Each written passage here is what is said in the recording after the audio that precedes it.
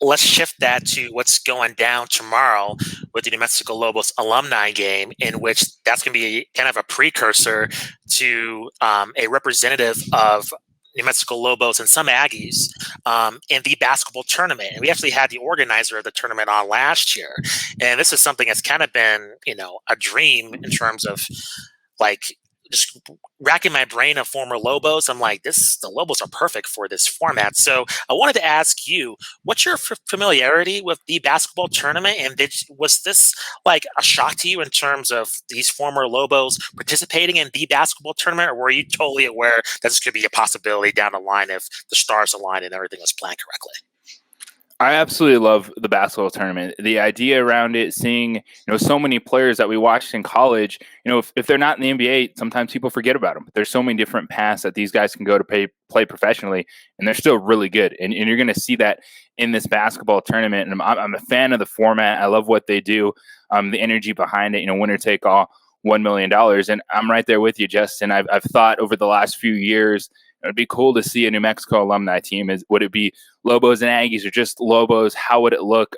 Last summer, I did an interview with Alex Kirk, and he said that they were kicking it around. And then to see Brandon Mason able to take that step forward, get all these guys together, I'm really excited for it. And the stars really kind of aligned for this to work out and benefit the University of New Mexico, because it's an alumni basketball game, but they're playing for the tournament, but at the same time, it's a way that you can bring fans back into the pit for the first time around Lobo basketball. Like we saw high school basketball there when the Lady Lobos played their last 2 home games. There were no fans there. So this is a moment that actually morphed into so much more, with Richard Pitino being the new head coach, fans not being there for Lobo basketball for an entire season. It aligned in it. I think Sunday is going to be awesome, and I'm with you. I'm just excited to see these guys back together playing.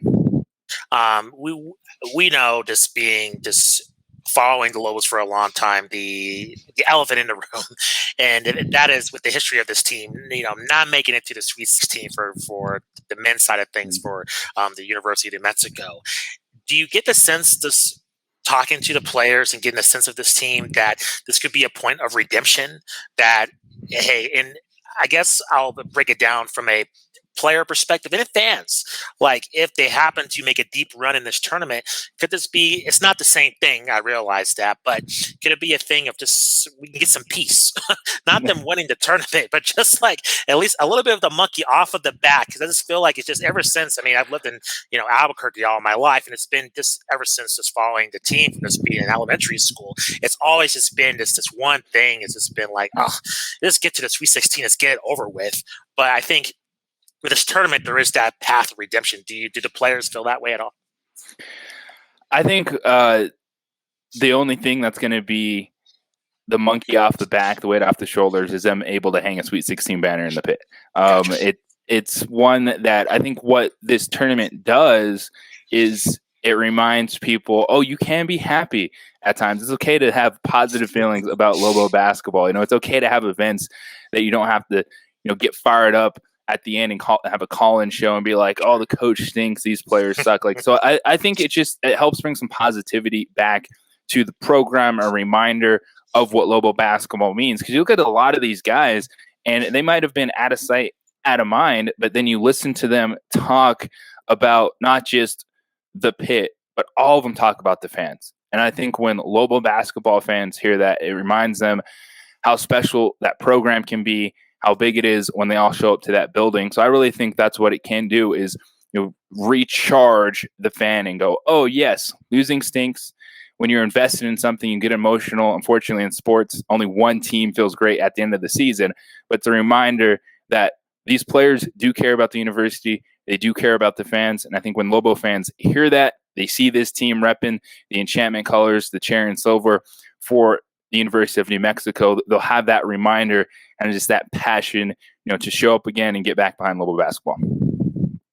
What's your insight on how these players kind of came together in terms of this practices, just them. I know I talked to J.R. Giddens last week in terms of, he's a coach now. So, he's the only coach on the team, and just the mentality of these players, because it's not like, it's a, super organized environment. I mean, they have to, all work together just to, have practices, just to get the travel arrangements. It's everything. It's kind of a different setting compared to just, playing for their college team. What has that been like in terms of just trying to organizing everything, just the logistics of just trying to make this work? Well, going back to the point about just passion, these guys care about the University of Mexico, care about representing the Lobos and their fellow alumni, and that's what ultimately brought them back together. Because no one, to my knowledge, like talking with B. Mason, some of the guys in interviews, said no. Like guys that just weren't here, weren't able to make it work due to prior commitments, are potentially looking ahead to what their next pro contract is going to look like. And I think a big thing about it is the stage, the opportunity. Yeah, you're playing this all-star game, but exposure on ESPN. The fact that a lot of these guys do play overseas, and the majority of the TBT rosters are guys that are playing overseas. So it's something that's gained a lot of momentum.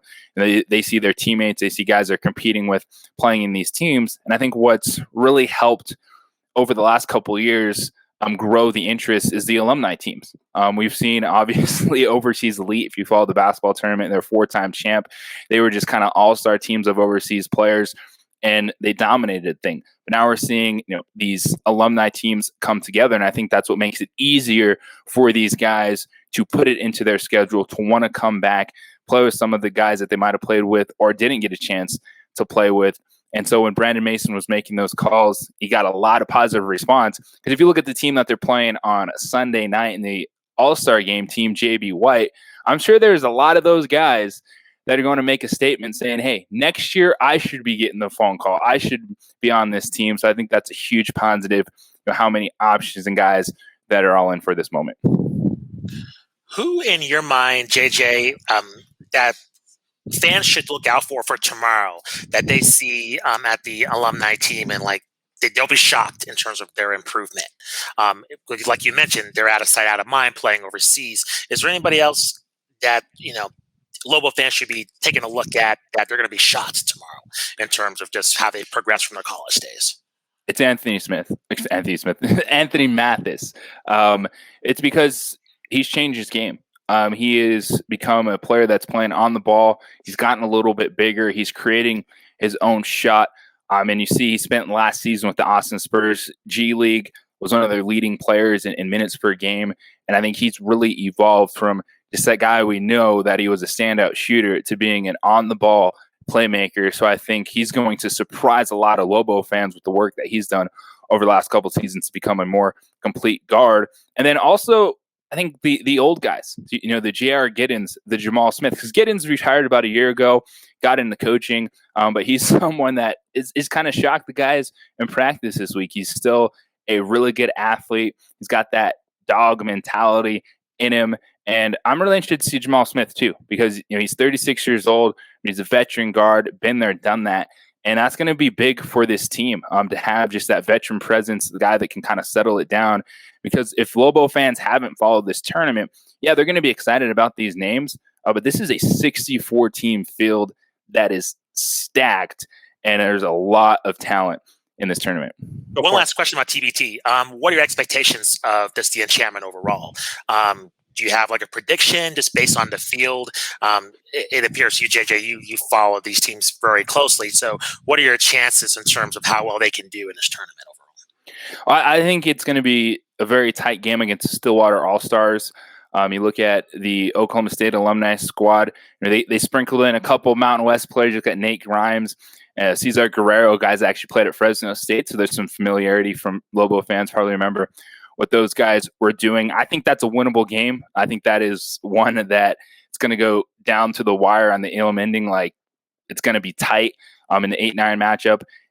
Eberline Drive, though, then would be the team they'd probably see. The 1 seed coming out the other side. Of course, another connection, Albuquerque connection, Cody Toppert, who's an assistant coach at Memphis, went to Albuquerque Academy, is head coach of Eberline Drive. And you look at that roster, Archie Goodwin, Marcus Teague, and guys that played at the NBA level. That's going to be a challenge. So I think they can win a game, and if they upset a number 1 seed in this tournament, then that is just icing on the cake for this team. Absolutely. Really excited to see how that all plays out.